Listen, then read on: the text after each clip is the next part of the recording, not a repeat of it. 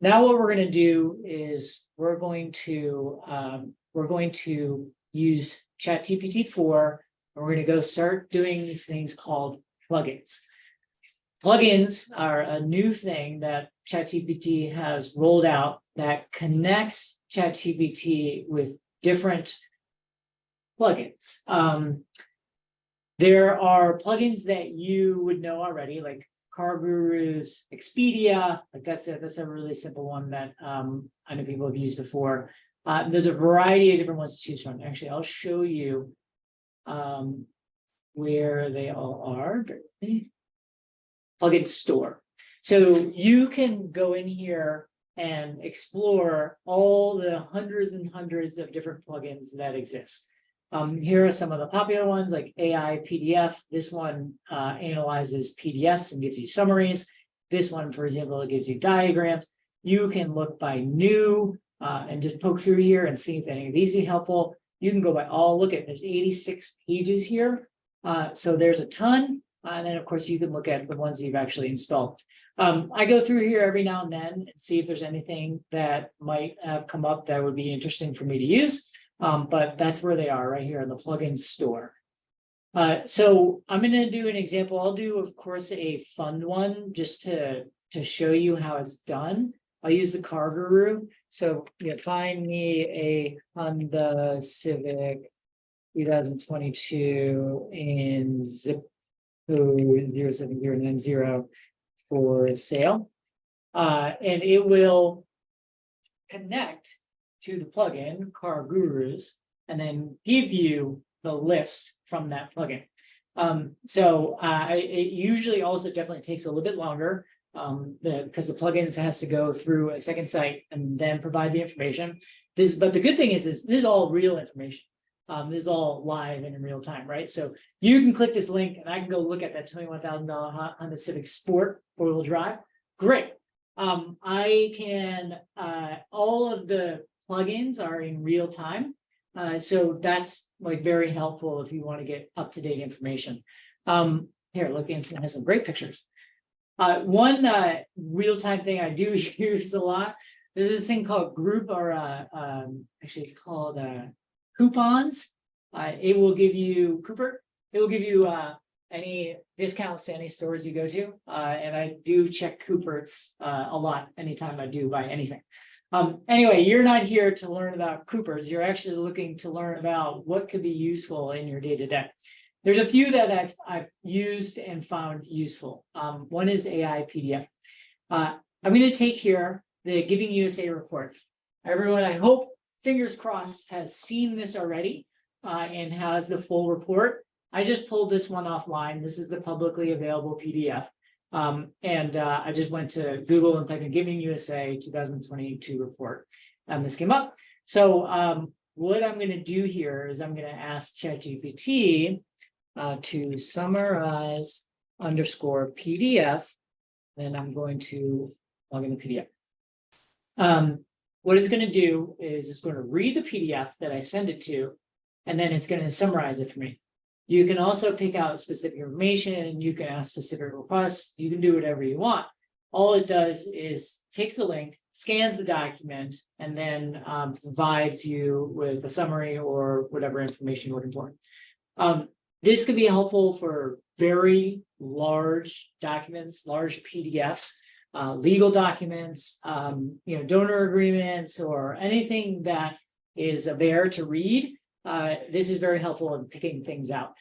You can see here, it's already summarized it, and this is all pretty spot on. And it also gives you the link to the full document. So I find that useful, and I use it every so often. The other one that I like is called down here. It is for pilot, show me diagrams. So I love flowcharts. I love diagrams. Use them all the time for cases, or for following programmatic dollars, whatever it may be. Diagrams will make you a diagram on the spot. So let's just do an example.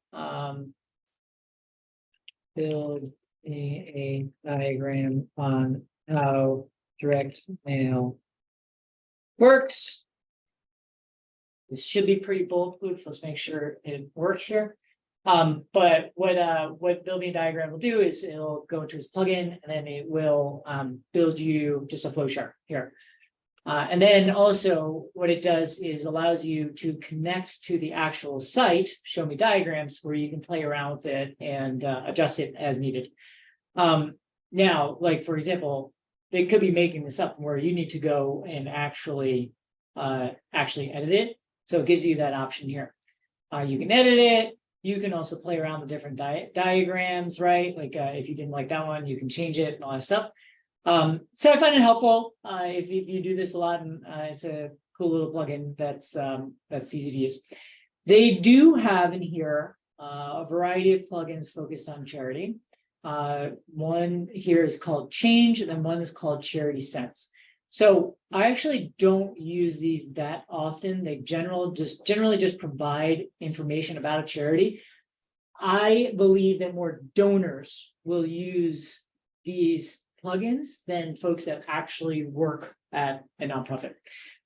So for example, you can write, give me the financials for American Red Cross.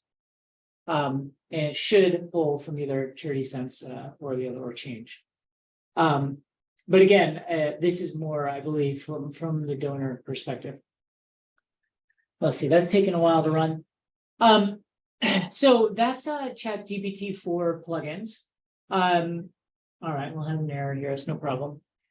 What Chat GPT used to have in here was this beta version that allowed Chat GPT to connect to the internet.